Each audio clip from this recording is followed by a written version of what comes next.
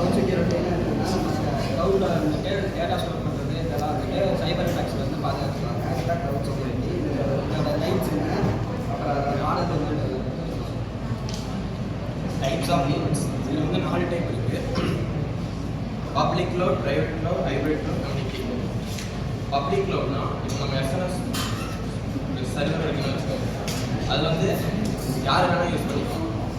அதே ப்ரைவேட் க்ளவுட்னா நம்ம மட்டும் தான் யூஸ் பண்ணுவோம். எஸ்என்எஸ் ஆச்சுன்னா எஸ்என்எஸ் ஆச்சு மட்டும் தான் யூஸ் பண்ணுவோம்.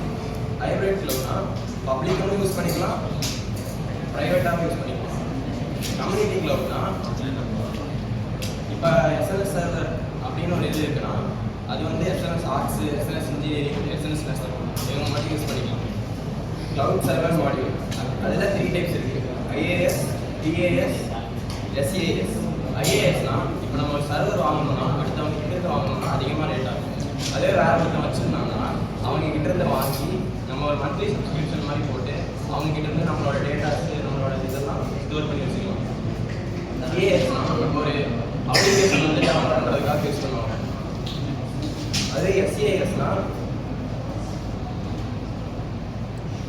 இப்போ நம்ம ஒரு சாஃப்ட்வேர் வந்து க்ளவுடில் டெவலப் பண்ணி மற்றவங்களுக்கு வந்து விற்றுறோம்.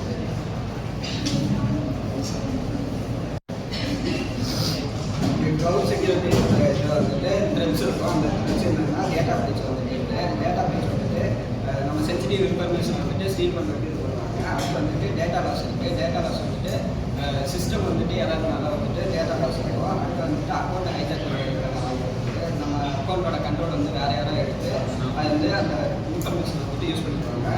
அடுத்து வந்துட்டு மலேசியஸ் வந்துட்டு வைரஸோ இல்லை இது வந்துட்டு அந்த க்ளவுட் ஸ்டோரேஜில் இது பண்ணிவிட்டு அந்த இதை அட்டாக் பண்ணுறது.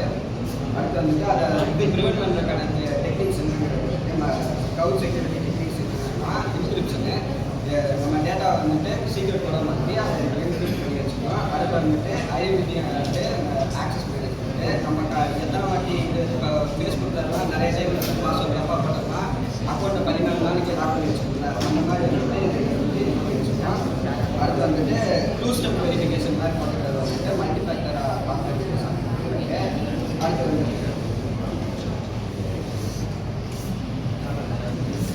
இதில் வந்து பெனிஃபிட்ஸ் என்னென்ன இருக்குன்னா அதை வந்து ப்ரொடெக்ட் சென்சிட்டிவ் இன்ஃபர்மேஷன். இப்போ நம்ம சென்சிட்டிவான டேட்டாஸ் இருக்கிற வந்து இது வந்து ஆட்டோமேட்டிக்காகவே க்ளவுட்லேருந்து அதை செக்யூர் பண்ணி வச்சுக்கணும்.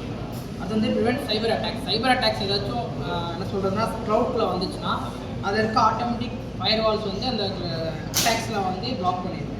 ரெண்டாவது வந்து ஆட்டோமேட்டிக் அப்டேட்ஸ். க்ளவுடில் வந்து ஆட்டோமேட்டிக்காகவே சர்வர் சைடில் இருக்கவங்க வந்து அப்டேட் பண்ணியிருக்கனால அதில் நமக்கு என்ன சொல்கிறதுனா டேட்டா லாஸ் நடக்கிறது வந்து கொஞ்சம் கஷ்டம்தான்ற மாதிரி சொல்கிறாங்க. அடுத்து வந்து help recover after destroy. Suppose உங்களோட அக்கௌண்ட் எதுவும் டெஸ்ட்ராய் ஆச்சுன்னா நீங்கள் எப்போ வேணால் போய் அந்த க்ளவுட் இதில் போய் உங்கள் டேட்டாஸ் வந்து ரெக்கவர் பண்ணிக்கலாம்.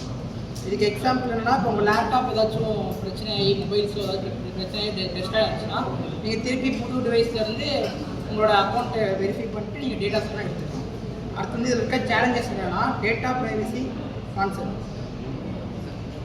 அது வந்து என்னன்னா இப்போ உங்களோட பர்சனல் டேட்டாஸு ஒரு சென்சிட்டிவான இதெல்லாம் இருந்துச்சுன்னு வச்சுக்கோங்களேன், அது வந்து யாராலும் ஆக்சஸ் பண்ண முடியாது.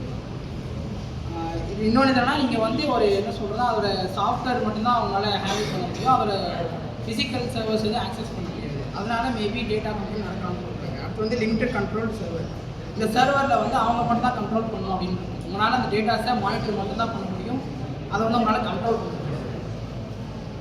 அடுத்து வந்து மிஸ்கான்ஃபிகரேஷன். இது என்னென்னா இப்போ வந்து இந்த க்ளவுடில் ஏதாச்சும் இன்கரெக்டாக பாஸ்வேர்ட்ஸோ இல்லை அட்டாக்ஸ் எதுவும் வந்துச்சுன்னா அவங்க வந்து இந்த ஆக்சஸை வந்து அவங்க மட்டும் தான் எடுத்துக்க முடியும். உங்களால் போயிட்டு அந்த டேட்டாஸ்லாம் வந்து திருப்பி இப்படி பண்ணுறதுக்கு ஆக்சஸ் பண்ண முடியாது. அதுக்கப்புறம் வந்து 8வதுனா இதுக்கான ப்ராக்டிசஸ் என்னென்ன பண்ணலாம்னா உங்கள் பாஸ்வேர்டை வந்து ஸ்ட்ராங்காக வச்சுக்கலாம். அது இப்படி இருக்கிறதுனால ஹேக்கர்ஸ் யாரும் ஈஸியாக பாஸ்வேர்ட் ட்ரை பண்ணி உங்களோட டேட்டாஸை வந்து பிளாக் பண்ண முடியாது. ஒரு பாஸ்வேர்டு எப்படி எல்லாம் ஸ்ட்ராங்காக நம்ம மாற்றலாம்? ஆல்ஃபபெட்டிக்ஸ்ல வந்து first letter caps special caps. ஒரு ஸ்ட்ராங் பாஸ்வேர்டுன்னு ஒன்று சொல்கிறாங்கன்னா என்ன மாதிரி இருக்கும் அது? Simple, alphabet, special caps, special character, simple. First letter வந்து கேப்ஸ் கொடுத்துக்கலாம், அதுக்கப்புறம் நம்ம ஸ்மால் கொடுத்துக்கலாம், அண்ட் ஒரு ஸ்பெஷல் கேரக்டர் கொடுக்கலாம், நம்பர்ஸ் கொடுக்கலாம். ஆனால் இது வந்து காமன். ஆனால் ஒவ்வொரு வெப்சைட்டுக்கும் மாறும். சில வெப்சைட் எல்லாம் போனீங்கன்னா வெறும் நம்பர்ஸ் மட்டுமே ஒரு பாஸ்வேர்டாக கொடுத்துருப்பாங்க. அந்த வெப்சைட்டுக்கு இதுதான் ஸ்ட்ராங் பாஸ்வேர்டுன்னு ஒவ்வொருத்தருமே ஒவ்வொரு இதில் வச்சிருப்பாங்க. பட் காமனாக வச்சிருக்கிறது எது? ஸ்பெஷல் கேரக்டர் இந்த மாதிரி எல்லாமே கொடுத்துக்கிறது தான், வேற எதுவும் இல்லை. அவன் சொல்றது அதுதான், ஸ்ட்ராங் பாஸ்வேர்டா நீங்க வச்சுக்கலாம் அப்படின்னு சொல்லி இது பண்றான். அண்ட் தென் இதுல இன்னொரு விஷயம் அவன் சொன்னதுல உங்களுக்கு புரிஞ்சுதா இல்லையான்னு எனக்கு தெரியல. அவன் அந்த கிளவுட் பத்தி சொல்லும் போது உங்களுக்கு எத்தனை பேருக்கு அது புரிஞ்சுது?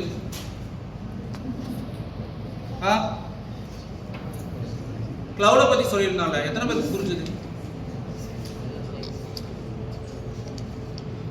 புரிஞ்சுது சொல்லு.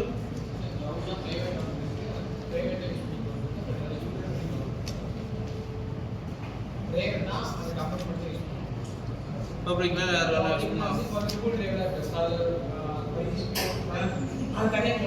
கூகுள் டிரைவ் வந்து பிரைவேட்டா பப்ளிக்கா?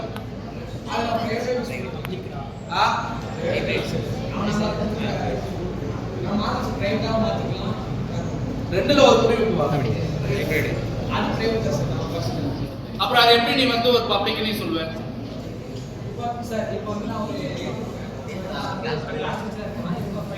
டேய் கூகுள் இமேஜ் எல்லாம் பாக்குறீங்கல, அது பிரைவேட்டா பப்ளிக்கா?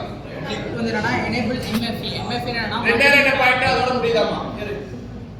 அடுத்து வந்து எனேபிள் எம்எஃப்ஏ. எம்எஃப்ஏ என்னன்னா மல்டிபிள் ஃபேக்டர் அத்தென்டிகேஷன். அப்படி என்னன்னா உங்கள் அக்கௌண்ட்டுக்கு வந்து 2 ஸ்டெப் வெரிஃபிகேஷன் அந்த மாதிரி செட் பண்ணுறதுனாலுமே வந்து உங்கள் டேட்டாஸை ப்ரொடெக்ட் பண்ண அப்படின்னு சொல்லுவாங்க. ரெகுலர் பேக்கப் டேட்டா, க்ளவுட் ஸ்டோரேஜை போயிட்டு ரெகுலராக உங்கள் டேட்டாஸை பேக்கப் பண்ணிங்கன்னா அது வந்து என்ன சொல்கிறோம் லாஸ் ஆகிறதுக்கு சான்சஸ் இருக்குது. அடுத்து வந்து monitor system activity. Daily once ஆச்சும் போயிட்டு உங்கள் டேட்டாஸ்லாம் கரெக்டாக இருக்கா அப்படின்னு சொல்லிட்டு க்ளவுடில் பார்த்தீங்கன்னா உங்களுக்கு இன்னும் க்ளவுட் வந்து பெட்டராக இருக்கும்.